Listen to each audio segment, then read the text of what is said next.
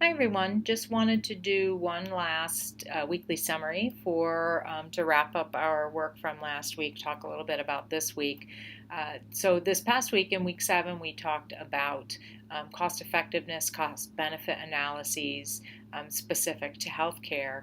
And when you think about, I know it's probably not most people not their favorite topic from this course because it's certainly something that it being the finance side of the operation, not the thing that is everyone's favorite. But I think it's really important to consider the cost effectiveness of treatments, cost benefit analysis, and the one that well, actually two things that kind of jump to mind.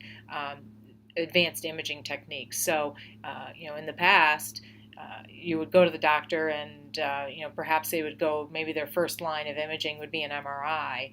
And now we really have insurers and in hospitals for that matter that are trying to ramp back on that. Okay, is that MRI really needed? Is there something that's more cost effective that can give us the same result? So that's one area where it's really impacted operations. Another that I think of are drugs. So there was a time, and I remember this when I was young, that the one physician that my father saw always put the DAW at the bottom of the script, dispense as written, so that he wouldn't get a generic drug.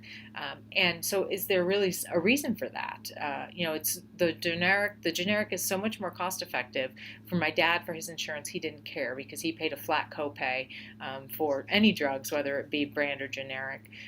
And so, in those cases, it's so important that we look at the cost effectiveness. As healthcare leaders, we need to be looking for those ways that we can decrease cost and still maintain a high level of quality. In the majority of cases, those generic drugs they obviously have the same active ingredient, and they provide the same level of therapeutic intent that the brand name does as well. So to be able to do that, unless a patient has shown a specific resistance to a generic of some sort, there's really no reason to require brand drugs to be dispensed. In the case of my dad, he wanted the brand name, so he felt that the generic was probably not going to be as effective. But I think research shows that that's really generally that's not the case. So in the Fleming chapter, this was, again, really detailed in looking at different elements of quality or of cost effectiveness analyses. But the one thing that I want to point out, and I know that some of you have this in your studies that you looked at for the Flipgrid, is the quality adjusted life year, or the QALY.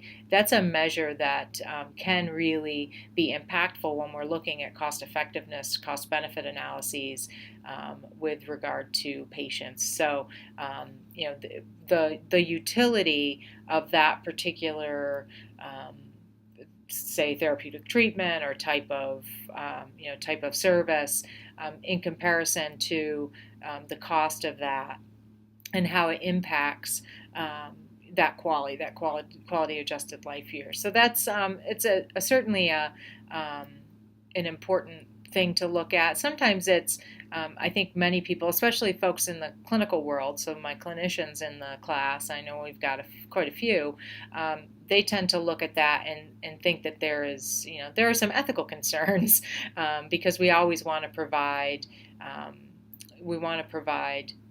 the highest level of care we can at all times, but it's really important for us to look at those types of cost effectiveness analyses because there are times when it's maybe not the most appropriate treatment to provide. I'll use my dad again as an example. So my father has passed away several years ago, but he had liver cancer and he wanted to have a liver transplant. But because of his age, his other comorbid conditions, and some other things that were going on with him, he was not a candidate. It was not cost effective, and cost in this case not necessarily being dollars, but because his treatments that he was having were probably nearly as expensive, but it was cost in regard to that's one other patient. The likelihood that he would live even with a new liver was slim, whereas another patient may be able to have a longer lifespan with that being on that transplant list. Unfortunately, most liver transplants, there aren't as many of them to go around, and many people that need them. So often people will die on that transplant list waiting. But in this case, it's it's a difficult thing to think of, but it really is kind of a business analysis. Does it make sense to give this to this person who's likely not going to survive a lot longer, even though they've received this, as opposed to maybe a younger person that could use the liver and survive much longer. So it's not pleasant to think of as the family member that's not getting it, but from a business perspective, it does make sense, and from a healthcare organization perspective. So so those types of analyses go on all the time. Constantly, either by physicians weighing treatments, do this treatment versus this treatment, or by an organization looking at these types of cost utility analyses. So hopefully you found that helpful. Overall, in our discussion, we obviously looked at different studies, and I think that you found some good studies focused on cost-benefit, cost-effectiveness analyses, and how that can impact operations. Also, ACOs, there's a lot coming out now within, say, the last year about ACOs and their cost effectiveness. So interesting articles. I have not listened to all of the Flipgrids because I haven't done the grading yet, but I look forward to hearing the rest of the studies that you were able to find for the week.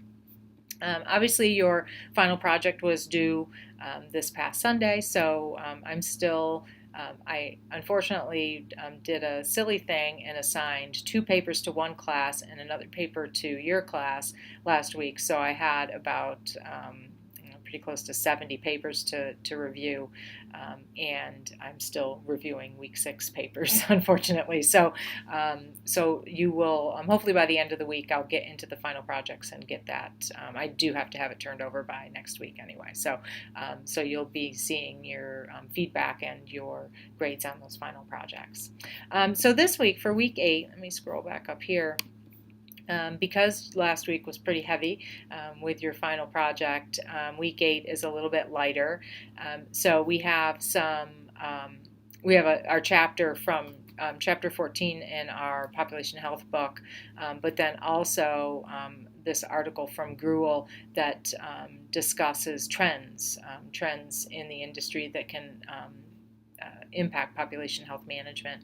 So that will be our discussion for the week, kind of the information you're seeing in those two resources, and then discussing that.